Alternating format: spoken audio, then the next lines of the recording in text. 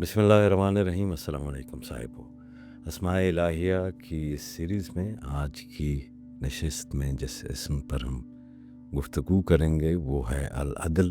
لیکن اس پر گفتگو کرنے سے پہلے ایک مرتبہ پھر ہماری پروڈکشن ٹیم کی جو درخواست ہے وہ آپ سے یہی ہے کہ اس ویڈیو کو لائک اور شیئر ضرور کیجئے تاکہ یہ جو یوٹیوب کے الگوریدمز ہیں وہ اس کی ریچ کو بوسٹ کر سکیں۔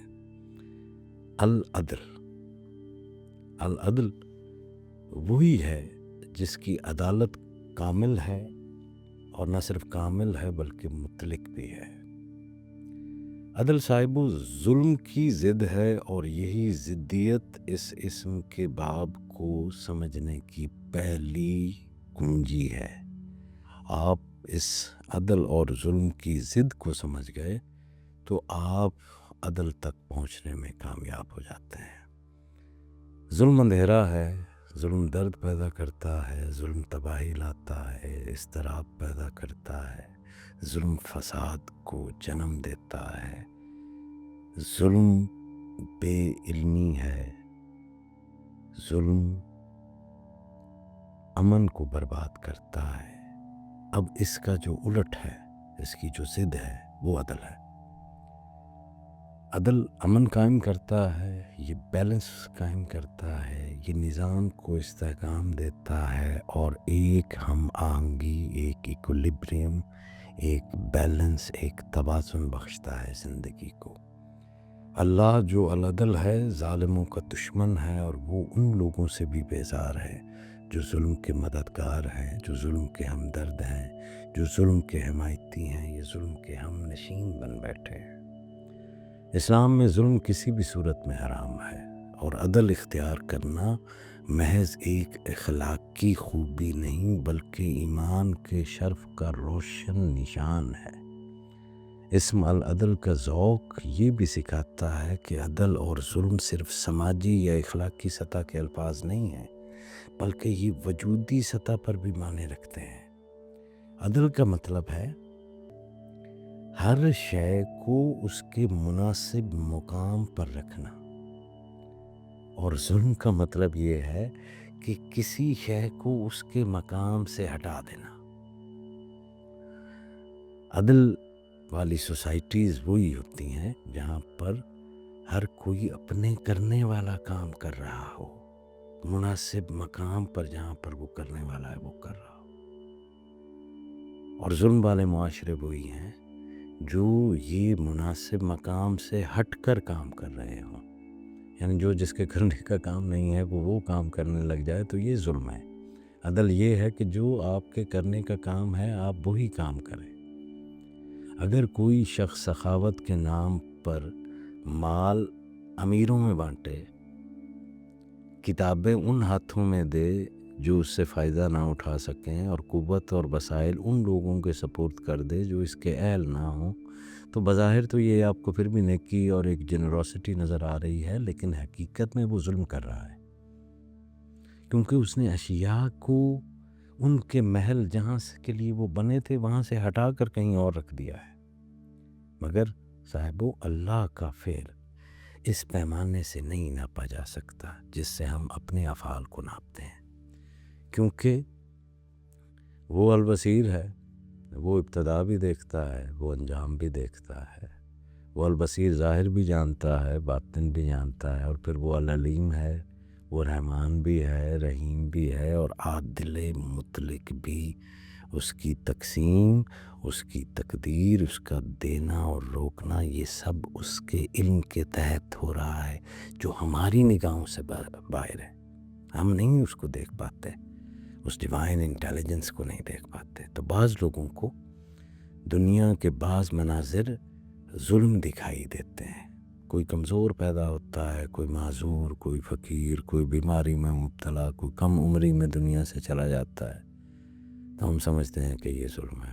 بندہ جب ان مناظر کو اپنی محدود بصارت سے دیکھتا ہے، کیونکہ نہ پچھلا پتہ ہے، نہ جو ہو رہا ہے وہ دیکھ رہا ہے، نہ جو آنے والا ہے وہ دیکھ رہا ہے، محدود نظر سے دیکھتا ہے، تو پھر سوال اٹھتے ہیں۔ پھر دل میں اضطراب پیدا ہوتا ہے، اور کبھی کبھی وہ عدل الہی کو انسانی مساوات کے پیمانے سے ناپنے لگتا ہے۔ مگر اس اسم العدل، یہ بندے کو یہ ادب سکھاتا ہے کہ اللہ کا عدل انسانی فہم کی سادہ مساوات سے کہیں زیادہ دقیق ہے، کہیں زیادہ وسیع ہے، کہیں زیادہ عمیق ہے، ڈیپتھ میں ہے۔ اللہ کا عدل خیر و شر کو بام رکھ کر حقائق کو ظاہر کرتا ہے میرا بھائی، ضدوں کے ذریعے پہچان بخشتا ہے، آزمائشوں کے ذریعے استعدادوں کو کھولتا ہے، حالات کے تغیر سے انسان کے باطن کو آشکار کرتا ہے۔ آپ دیکھیں تو صحیح، جس نے غم نہ دیکھا ہو وہ خوشی کی قدر کبھی پوری طرح نہیں کر سکتا، جانتا ہی نہیں۔ وہ جس نے محرومی نہ چکھی ہو وہ عطا کے معنی سے ناواقف رہتا ہے۔ اسی طرح کبھی بیماری کسی کے لیے بیداری کا دروازہ بن جاتی ہے، وہ لوٹ آتا ہے۔ کبھی فراوانی کسی کے لیے ہلاکت کا باعث بن جاتی ہے حضور۔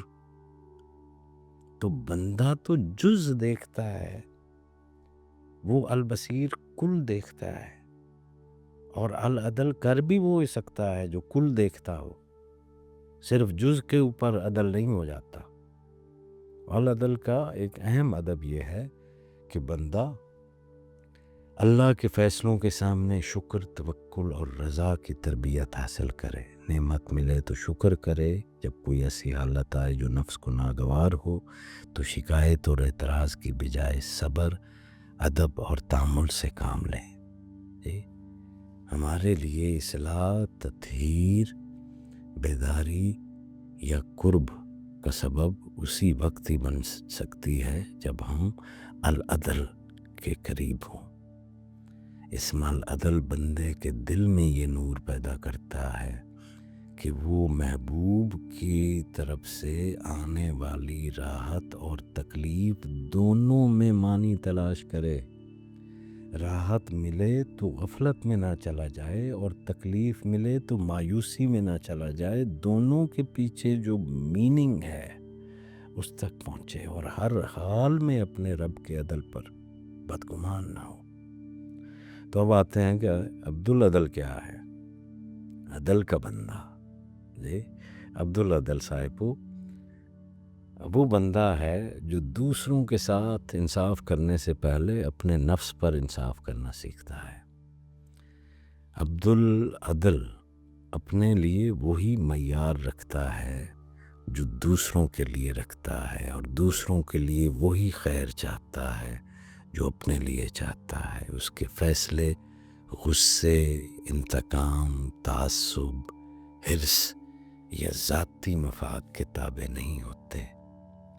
وہ حق کو حق کی جگہ اور باطل کو باطل کی جگہ رکھنے کی کوشش کرتا ہے، مگر وہ یہ بھی جانتا ہے کہ الوہی عدل سب کو ایک جیسا دینا نہیں، یہ مساوات ہوتی ہے، ایک جیسا سب کو ایک جیسا دینا نہیں ہے۔ الوہی عدل ہر صاحب حق کو اس کے حق کے مطابق دینا ہے، ایک جیسا دینا نہیں۔ ہر کسی کو، صاحب حق کو اس کے حق کے مطابق دینا ہے۔ اسی لیے یہ آپ کے لیے ضروری ہے کہ مساوات اور عدل کے درمیان اس فرق کو ضرور سمجھیں، اور جذباتی یکسانیت اور فیملیرٹی کی بجائے حکیمانہ توازن طلب کریں۔ صرف بچے کو لاڈ اور پیار ہی نہیں دینا، اس کی تربیت بھی کرنی ہے، اس کو نظم کے اندر جو ہے وہ بھی لانا ہے۔ تو حق کے مطابق دینا عدل ہے۔ اسم العدل کا باطنی پہلو یہ ہے کہ انسان اپنے اندر کے انتشار کو پہچانے۔ اکثر نفس اپنے حق میں نرم ہو جاتا ہے، دوسروں کے حق میں سخت ہوتا ہے، اپنے عیبوں کی تعویلیں گھڑتا ہے، دوسروں کی لغزشوں کو بڑا بنا کے کرتا ہے۔ تو یہ جب آپ العدل کے ساتھ جڑتے ہیں تو تب آپ کے باطن کو ایک میزان عطا ہوتی ہے اندرونی عدل بیرونی عدل کی بنیاد بنتا ہے، دیر پا انصاف تب ہی قائم ہو سکتا ہے۔ تو العدل ہمیشہ آپ کو ترغیب دیتا ہے کہ آپ اپنے آپ کو سیلف اکاؤنٹیبلٹی میں ڈالیں۔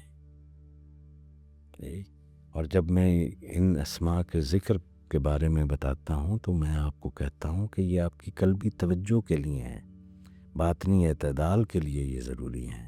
عدد شرط نہیں ہے، لیکن آپ کی کیپیسٹی اور آپ کا ظرف بڑھتا ہے تو باوضو ہو کر، اور جہاں پر کم ڈسٹریکشن ہو، کیونکہ آپ نے انر ورک کرنا ہے، تو تنہائی میں سکون سے بیٹھیں، لمبی گہری سانسیں لیں، اپنے دل کے زیرو بم کو اعتدال کے اوپر لائیں، عاجزی میں جائیں، اور پھر یا عدل کا، جیسے میں کہتا ہوں کہ کم از کم ایک تسبیح تو ضرور کریں، یا پھر اپنی سہولت کے مطابق پڑھ لیں، اس نیت کے ساتھ کہ اے العدل مجھے اپنے نفس کے ظلم سے بچا، مجھے چیزوں کو ان کے مقام پر رکھنے کی توفیق دے، میرے فیصلے کو اپنی رضا کے مطابق رکھ۔ اور پھر بہت سارے صوفیاء یہ بھی کہتے ہیں کہ اگر کوئی شخص جمعہ کی رات انصاف کے باب میں درپیش کسی سختی کے میں اگر درپیش ہو، اسے کسی مخالفت کا سامنا ہو، کوئی بدگمانی کی فضا میں ہو، تو اللہ کے اس اسم مبارک العدل کی طرف توجہ کرے اور اسے ادب و یقین کے ساتھ پڑھے، تو اللہ کے حکم سے دلوں پر حق واضح ہونے کے اسباب پیدا ہو جاتے ہیں۔ بندے کو یہاں یاد رکھنا چاہیے کہ اثر عدد سے نہیں ہے، آپ کے اخلاص سے، آپ کی نیت سے ہے، دعا سے ہے کہ اے العدل ہمارے دلوں کے ظلم کو ہم پر ظاہر فرما دے تاکہ ہم اپنے نفس کے فریب سے بچ سکیں۔ العدل ہمارے اندر وہ میزان قائم کر دے جس سے ہم اپنے عیب کو عیب، اپنی خطا کو خطا اور حق کو حق پہچان سکیں۔ اے العدل ہمیں ظالموں کا مددگار بننے سے بچا، مظلوموں کے حق میں کھڑا ہونے کی ہمت عطا فرما، اور ہمارے فیصلوں کو غصے، تعصب، جذبات، حرص اور انتقام سے پاک کر دے۔ آمین ثم آمین۔